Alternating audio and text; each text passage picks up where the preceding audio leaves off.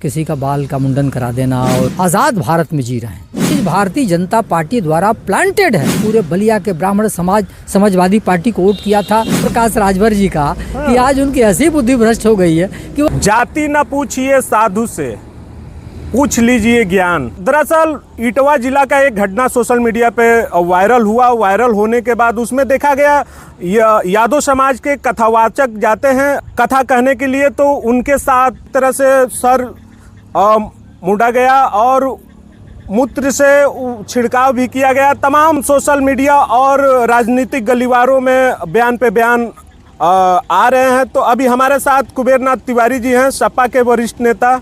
इसी मुद्दे पे बात करेंगे। स्वागत है हमारे चैनल। बहुत बहुत धन्यवाद।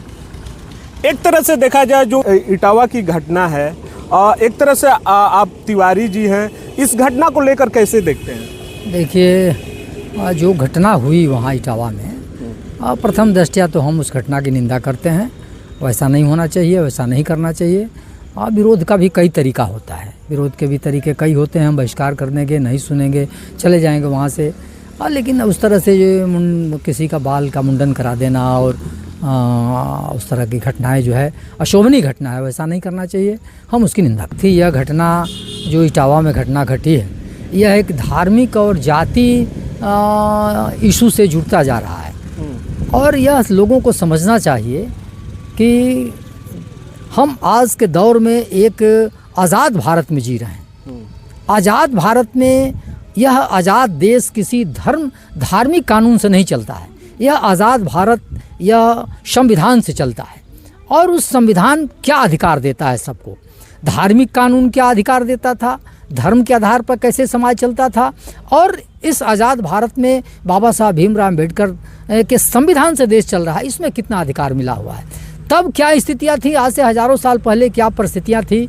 वह धर्म के आधार पर देश चलता था। आज हम 15 अगस्त 1947 के बाद हमारा देश आज़ाद देश है और हम आज़ाद देश में एक संविधान के तहत देश चल रहा है, जिसमें सबको, हर जाति और हर धर्म के लोगों को पढ़ने का अधिकार है। हर धर्म और हर जाति के लोगों को हर धर्म, हर विषय को पढ़ने का अधिकार, लिखने का अधिकार और उस पर अपनी बात कहने का भी अधिकार। एक तरह से आरोप लग रहा है अखिलेश जी पे कि जाति को बढ़ावा दे रहे हैं। देखिए, यह अखिलेश जी पर आरोप तो भारतीय जनता पार्टी लगा रही है, लेकिन सच में यह सारा चीज़ भारतीय जनता पार्टी द्वारा प्लांटेड है। जिस तरह से यह तमाम गरीब वर्ग, गरीब समाज, किसान, मजदूर, छात्र, नौजवान, तमाम जो भारतीय जनता पार्टी के नीतियों से जो दुखी हैं, सब समाजवादी पार्टी के तरफ इकट्ठा हो रहे हैं। उसके झंडा, उनसे बैनर के तहत सब लोग ऑर्गेनाइज हो रहे हैं, इकट्ठा हो रहे हैं। यह भारतीय जनता पार्टी को इससे परेशानी है।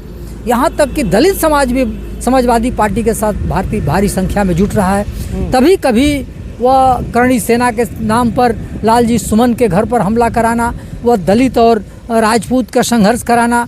और आप देखें, आप बलिया में हैं, आप यहाँ का स्थानीय हैं। यह लोकसभा के चुनाव में पूरे बलिया के ब्राह्मण समाजवादी पार्टी को वोट किया था। मैं उनको धन्यवाद देना चाहता हूँ कि समाजवादी पार्टी को वोट दे करके भारतीय जनता पार्टी को हराने का काम किया था।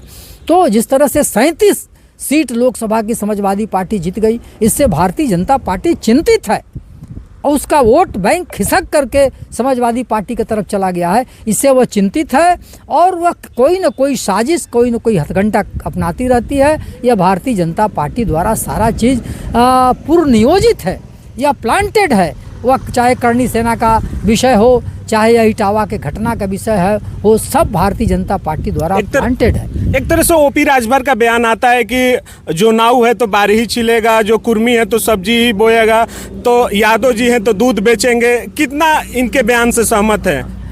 अब यह तो आज़ाद भारत में 70 साल बीत जाने के बाद भी अगर इस तरह की बात कोई नेता कहता है, तो यह तो इससे बड़ा दुर्भाग्य कुछ हो ही नहीं सकता है कि वह अपने को पिछड़ों की नेता कहता है।